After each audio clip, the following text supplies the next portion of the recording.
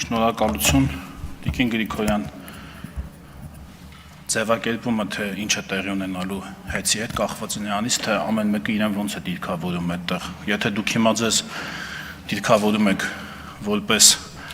հեծի շահերի, հեծի ներկա սեփականատերերի շահերի պաշտպան, ապա ձեր ընկալման բնական է, որ դա պետք է ընկալվի որպես խլել։ Մի բան, որ ձեզանից կամ ձեր կողմից պաշտպանված մարդկանցից է պակասելու։ Բայց եթե դուք ընկալում եք ազգայնացումը կամ պետականացումը, եթե դրան դիտարկում եք ձեր որպես Հայաստանի քաղաքացի, այսինքն մի մարդ ում է վերադարձվելու հեծը, ապա դա չի լինում խլել, դա լինում է պետականացնել։ Ճիշտ են ձևով, երբ ԶՊՄԿ-ի 24%-ի ժամանակ եք ասում խլել, այն դեպքում, երբ դա ձեզ է վերադարձվել, դուք հենց անձամբ ձեզ։ Խլվել այն ժամանակ, երբ դադարել է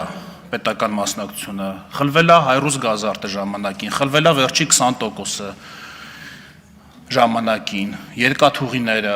հեծը ժամանակին 2002-ին մասնավորեցվելուց։ Այդ ժամանակ Հայաստան ձեզանից, մեզանից խլել են հեծը եւ տվել են մասնավորին 2002-ին։ Չգիտեմ կհիշեք թե չէ, ու այնքան վատ այն ժամանակ կառավարվել, որ 15-ին հեծը կանգնեց ճգնաժամի առաջ ու հանձնվեց ներկա սեփականատերերին։